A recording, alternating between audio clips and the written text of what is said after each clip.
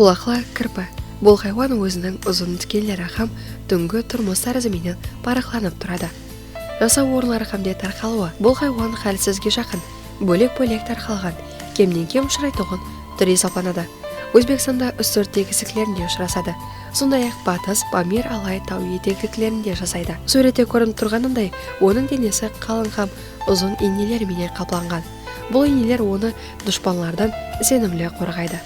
Апуайы кірптікенлердің парықлары өшсе, оның инелер ұзынырақ һәм реңі тоқырақ, қара реңге жақын болады. Ол тикардан түнде белсенді болады. Қарқилы шыбын-шіркейлер, шаянлар һәм майда хайуанлармен азықланады.